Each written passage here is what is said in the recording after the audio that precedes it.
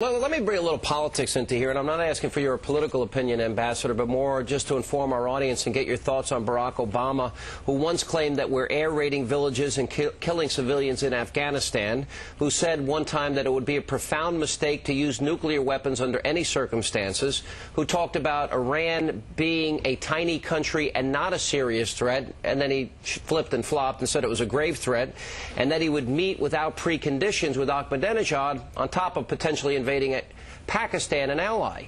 When you hear all of this, what does it mean if Barack Obama becomes president for national security for the country in the Mideast? Well, I suppose the best you could say was that he's grown incoherent as the days have gone by. But I think, honestly, his initial statements really are the best reflection of what he actually believes. And I think that means that he thinks that Iran has a sense of grievances against the United States and Israel, and that much of Iran's conduct is justified. So I don't see President Obama being very sympathetic to an Israeli use of force. Yeah, well, I just asked this. If Ahmadinejad continues to threaten Israel and their very existence and threatens to wipe them off the map, do they have any alternative but to strike before they get nuclear weapons? I don't think so. I mean, when you do strategic analysis, it's an analysis of capabilities and intentions.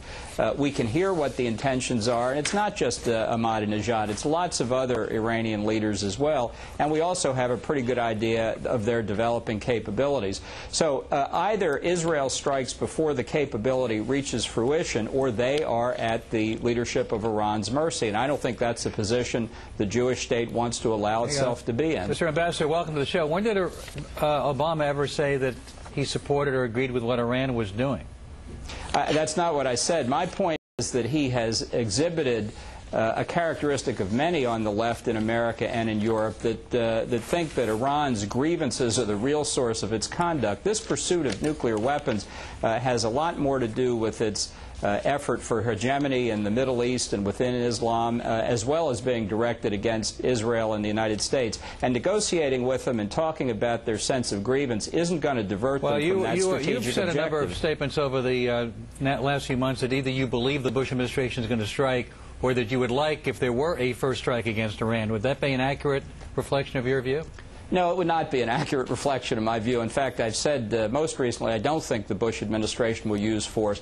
And I have always said, Alan, always said that the use of force against Iran's nuclear program is deeply unattractive. It's very risky. It's a hard job to do operationally. The reason that we're looking at the use of force is because the alternative, an Iran with nuclear weapons, is even more deeply unattractive.